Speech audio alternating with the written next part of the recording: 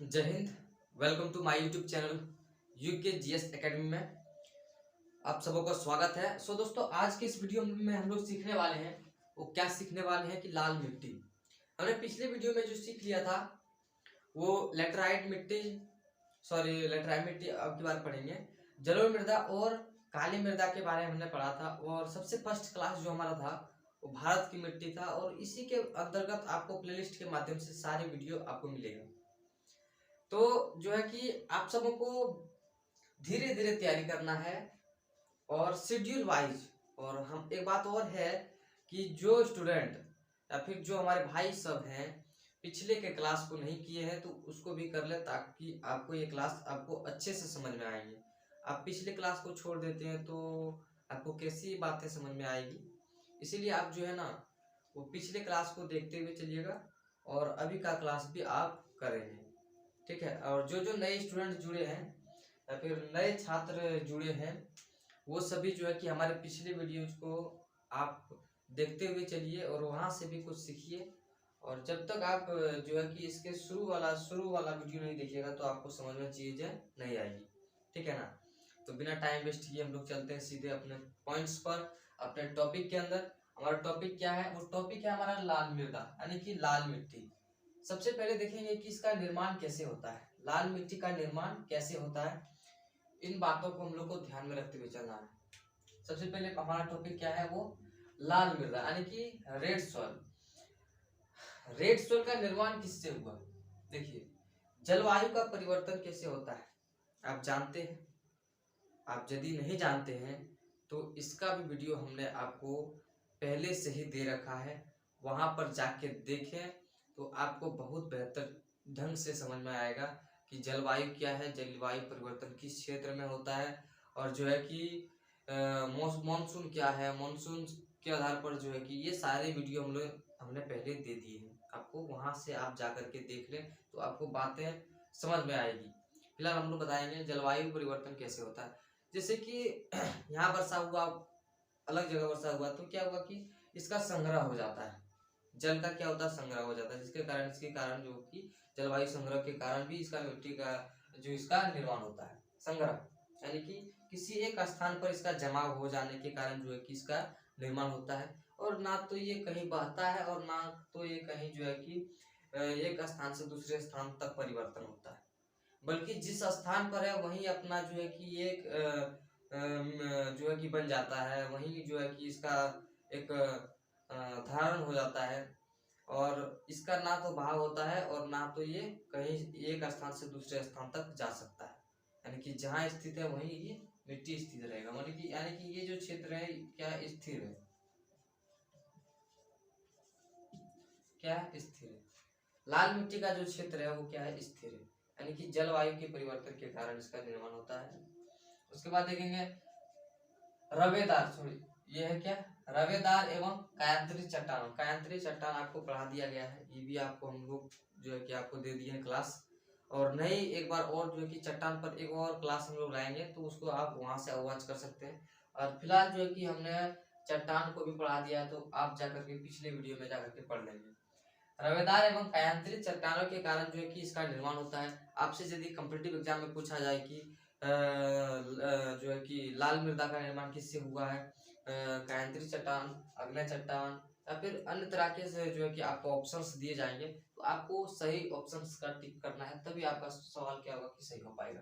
Next हम लोग चल रहे हैं पाए जाने वाले तथ्य। लाल मिट्टी में कौन कौन से जो है कि चीजें अधिकतम बहुलता के रूप में पाया जाता है? सबसे अधिक कौन सी चीज पाए जाते हैं?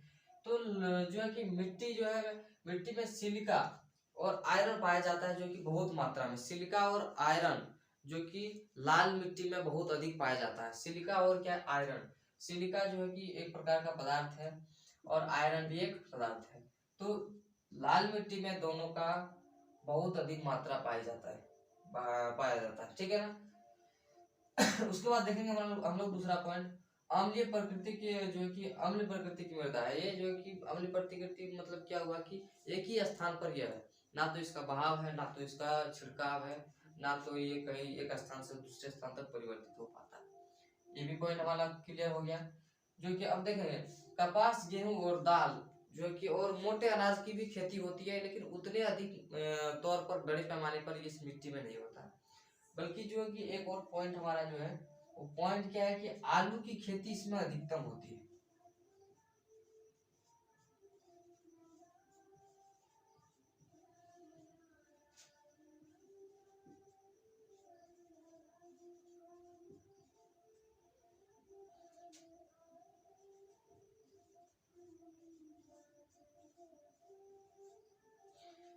एक पॉइंट हमारा यहाँ से बन गया क्या कि आलू की खेती जो है कि लाल वाली मिट्टी में अधिक होती है।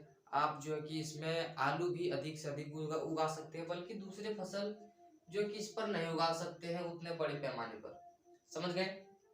नेक्स्ट हमारा सवाल ये है, सवाल क्या है कि कमी इसमें क्या क्या पदार्थ की होती है, कौन कौन से जो है कि पदार्थ की कमी होती है जिससे हमारे फसल अच्छे पैमाने पर नहीं उग पाते हैं, जिससे हमारे फसल खराब हो जाते हैं। तो क्या क्या ऐसी चीजें हैं जो इसकी कमी के कारण जो है कि फसलों की बर्बादी होती है और बड़े पैमाने पर नहीं उगाए जा सकते। तो कौन कौन से फसल है उसको देखेंगे। कमी में हम लोग आएंगे, जैसे कमी का एक पॉइंट है, इसको भी हम लोग ले लिए हैं। तो कमी में क्या है, जैसे कि नाइट्रोजन की कमी है।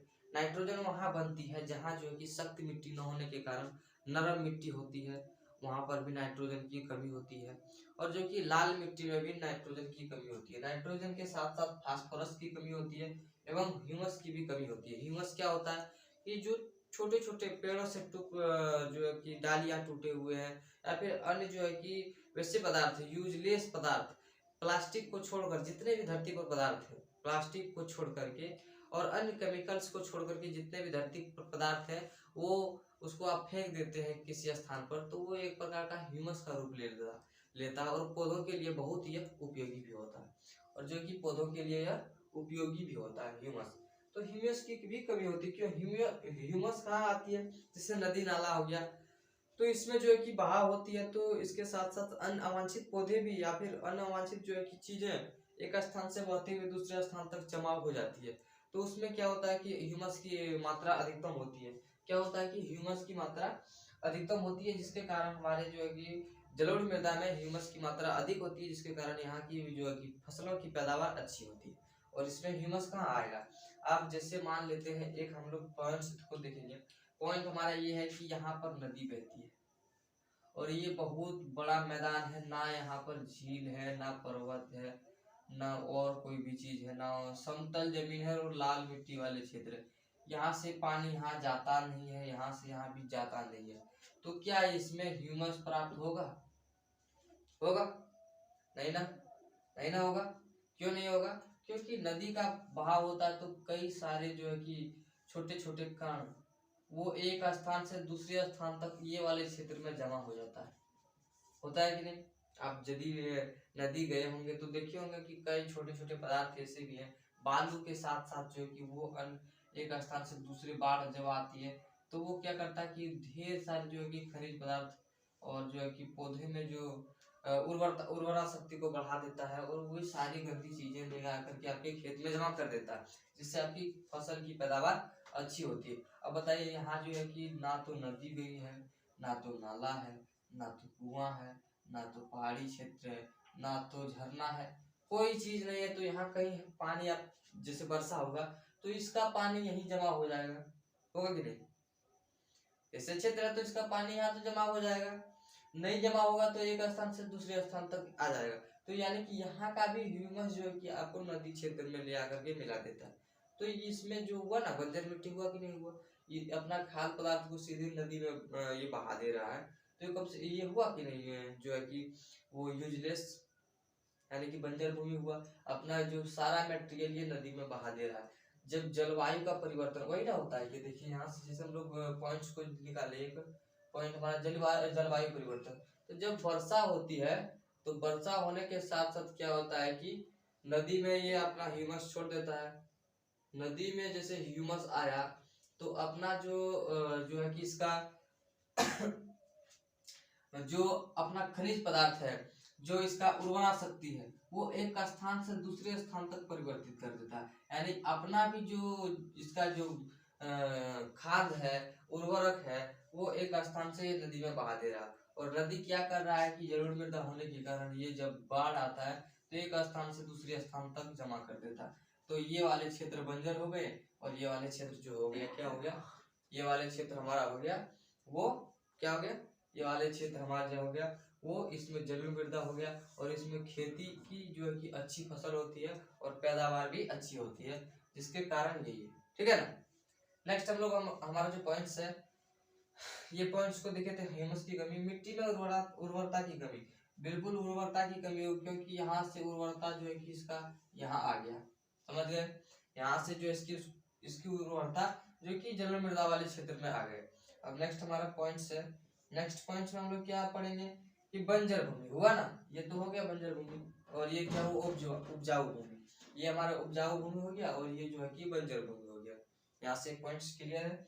नेक्स्ट हम लोग चलेंगे, यह भूमि कृषि योग्य नहीं होता है, नहीं होता है, लेकिन फिर भी हम लोग जैसे बाजार में कई जो है कि खाद्य पदार्थ आजकल निकल गए, तो उनकी सहायता से जो है कि हम लोग इसमें भी थोड़ा बहुत अपना खाने योग्य जो है कि मतलब कृषि को उत्पादन कर लेते हैं। बड़े पैमाने पर तो नहीं कर पाते हैं, लेकिन छोटे पैमाने पर भी हम लोग जो आज के समय में केमिकल्स निकल गए हैं, खाद्य पदार्थ निकल गए हैं, उर्वरक निकल गए हैं, तो उनके सहायता से जो कि इस पर छिड़काव करके हम लोग पैदावार कर लेते हैं, लेकिन ये पूरी तरह से बंजर हो जाती है और इसमें जो कि नाइट्रोजन की भी कमी बहुत होती है। यहाँ से हमारा एक पॉइंट्स क्लियर हो गया।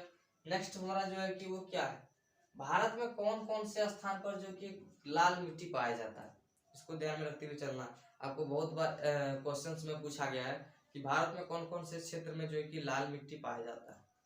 सबसे पहले हम लोग देखेंगे ये अरावली पर्वत श्रेणी है और इसमें उत्तर पूर्वी क्षेत्र जो है कि भारत के, इसमें जो है कि लाल मिट्टी पाई जाती है। उत्तर पूर्वी क्षेत्र यानी कि किसके, भारत के, जिसमें कि लाल मिट्टी आपको पाई जाती है। नेक्स्ट हमारा है राजस्थान, राजस्थान के उत्तरी क्षेत्र में जो है कि लाल मिट्टी का स्रोत है और यहाँ लाल मिट्टी पाया जाता है। नेक्स्ट हमारा जो है कि वो छोटा नागपुर, छोटा नागपुर कहाँ है, झारखंड में, तो झारखंड में जो है कि वहाँ भी जो है कि लाल मिट्टी पाया जाता है। नेक्स्ट हम लोग चलेंगे मध्य प्रदेश, मध्य प्रदेश देखेंगे तो मध्य प्रदेश में भी जो है कि यहाँ पर भी थोड़ा बहुत लाल मिट्टी पाया जाता है, आपको ध्यान रखते हुए चलना है। नेक्स्ट हमारा महाराष्ट्र, महाराष्ट्र जो है कि यहाँ पर भी काली मिट्टी भी यहाँ पाई जाती है और लाल मिट्टी भी पाया जाता है, और खास करके सबसे अधिक जो है कि महाराष्ट्र में वो काली मिट्टी पाई जाती है और लाल मिट्टी की जो है कि क्षेत्र काफी छोटा है। नेक्स्ट हमारा कर्नाटक, कर्नाटक के कुछ भाग में देखिए, कर्नाटक में अधिकतम जो है कि काली मिट्टी पाई जाती है, कुछ कुछ भागों में है ना वहाँ जो है कि लाल मिट्टी आपको पाया जाएगा, वहाँ पर जो है कि लाल मिट्टी पाए जाते हैं, इसको थोड़ा बहुत आपको ध्यान रखते हुए चलना।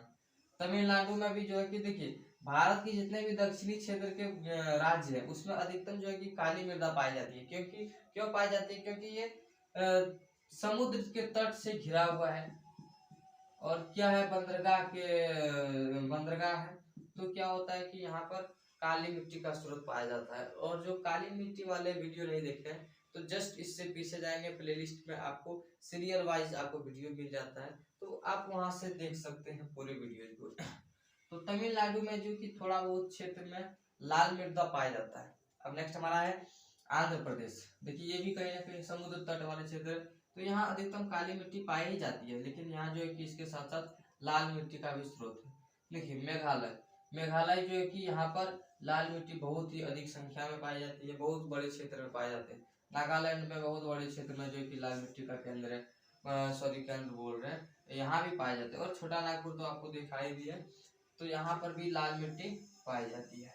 अब नेक्स्ट हमारा जो है कि वो एक और पॉइंट्स हमारा बचा हुआ है, वो कौन सा बचा हुआ है, तो वो जलोढ़ मृदा हो गया, काली मिट्टी हो गया, और एक और पॉइंट हमारा जो बचा है वो अगले वीडियो में पढ़ाएंगे, ठीक है। और एक और पॉइंट हमारा बचा हुआ है, कौन सा पॉइंट, पॉइंट ये है कि चूना के उपयोग करने से जो होता है वो, यदि हम लाल मिट्टी में चूना का उपयोग करें और अधिक मात्रा में चूना उसमें डाल दें तो क्या होता है कि फसलों का पैदावार भी अच्छा होता है, लेकिन उतना किसान को टाइम्स नहीं मिलता होगा, तो जिसके कारण से यहाँ की जो है कि देखिए, आप जैसे जाते हैं राजस्थान में भी खेती अच्छी नहीं होती है, धान वगैरह का अच्छा खेती नहीं होता, मध्य प्रदेश में भी थोड़ा बहुत होता है लेकिन नहीं होता उतना।